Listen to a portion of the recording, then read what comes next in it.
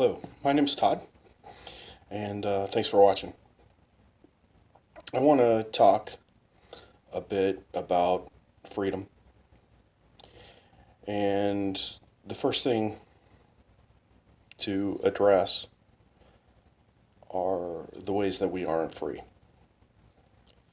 And the biggest reason we aren't free is that we have been taught how to think, and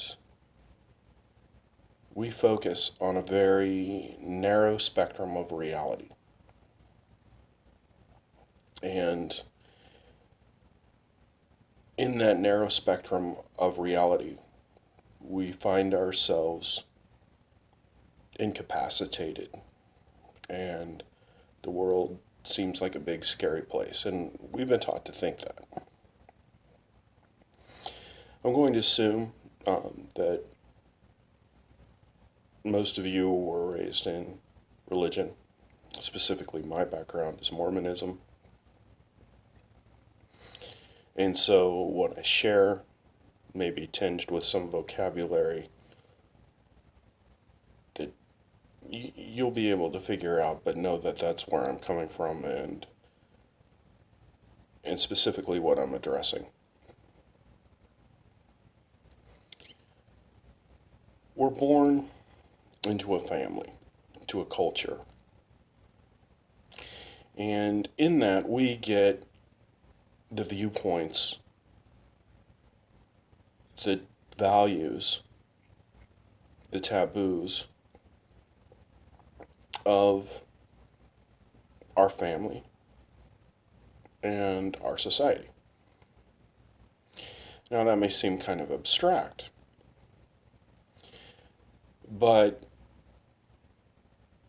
your taboos, your values, your fears, your desires, your measurements that you use to judge success and failure, and your paradigms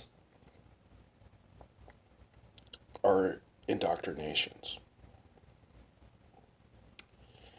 And the antidote for that is to learn to see nakedly. In other words, to perceive reality and be aware of the baggage that you bring to the table in each moment. And the amazing thing about us is that we are able to observe ourselves observing. So, by developing that, what the Buddhists call mindfulness, we're able to untangle the knots of our consciousness. And this leads to incredible peace, power, and beauty. It's spiritual, profoundly so. And the labels, the definitions, the predefined ideas, the beliefs we carry serve as limiters on what we interpret and what we see and how we react. And so we're limiting ourselves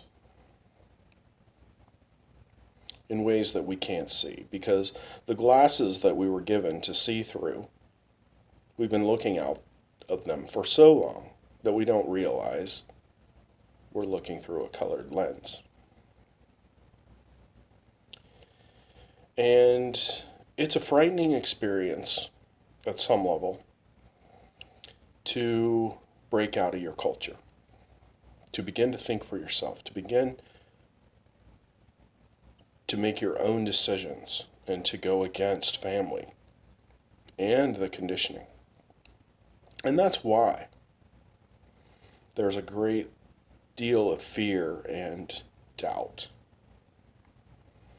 You've been taught to fear and doubt leaving the culture, leaving the family. And those are methods of mind control. And it's not necessarily done in a devious manner. That's ultimately irrelevant. The fact that it's there and it interferes with you is what's relevant. Okay? So seeing things in terms of good and evil is something that was wired into us early on and perpetuated. And we, at some level, internalize that. And we think that we are evil, that we are bad. And that may be too much to deal with psychologically, so we may project that into other people, onto other people. And they are bad. And we may even reverse it to where Mormons are bad. And anytime we're seeing through a reactive lens rather than nakedly and purely, one way to say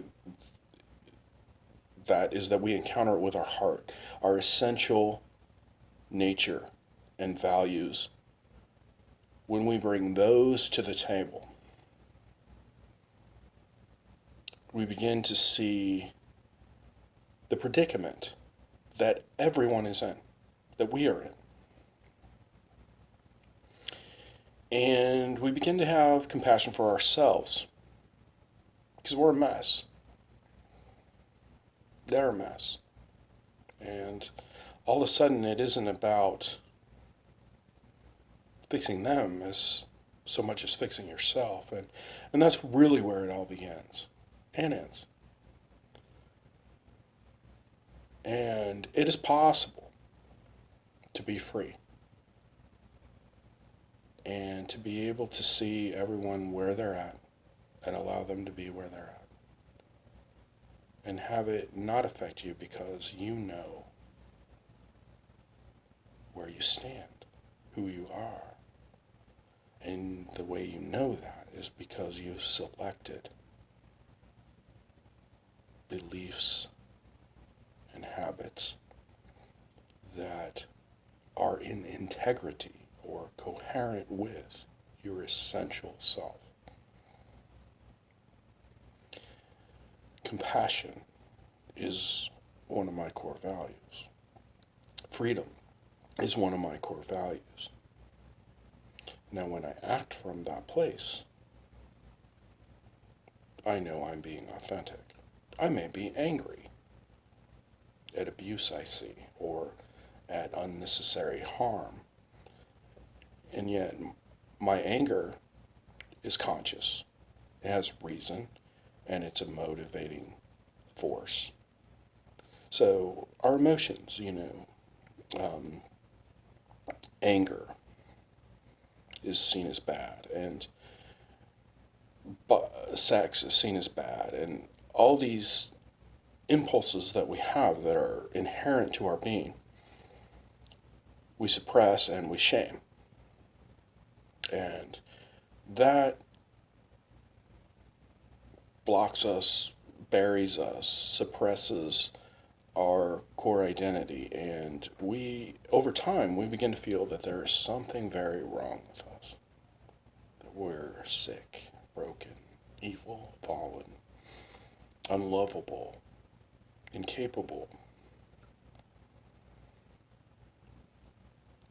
And these are lies, profound lies. But they are true in the sense that when we are living from such a limited view of ourself, it's self-fulfilling prophecy and thus true. And we live all kinds of cycles about this. We have ups and downs depending on where we're at within our mental framework. And so our mental framework shapes our reality. It shapes what we see, how we interpret it, and affects what we are able to see as available options. And because of the extent of conditioning, because of the nature of predicament, because others are lost, hurting, ignorant. Untangling ourselves from the mess is difficult because we can't just live alone and untangle ourselves. And yet, I would advise you to make time for yourself, especially if you're female and have been taught to always be taking care of everyone else.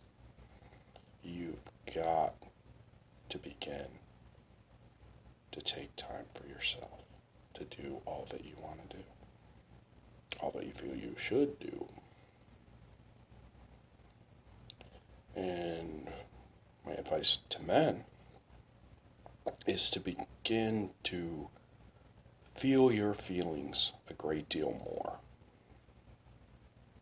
There's a lot of information there, and we're taught not to show weakness or to cry or to feel as deeply as we do, and that cuts us off from the human experience, from deeper relationships, and in healing that helps us build social support and connection that we need, and is something that we may fear we have lost as we leave the church.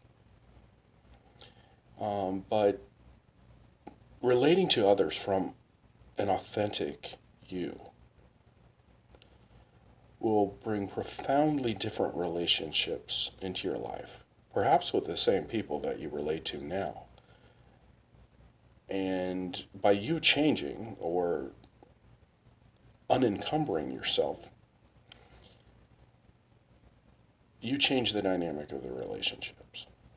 You change your relationship with life and the dynamic therein. It's profound. And it may not seem apparent, as simple as my words may be. In the coming while, this is something I want to talk about, that I want to provide tools, support, insight to you to help you traverse this new terrain and extricate yourself from the predicament of indoctrinated cultural views and begin to bring your essential self into manifestation, into your life, into your relationships, into your purpose, into your spirituality, into your career, into all the aspects of your life, so that you're not living divided and not living from fear,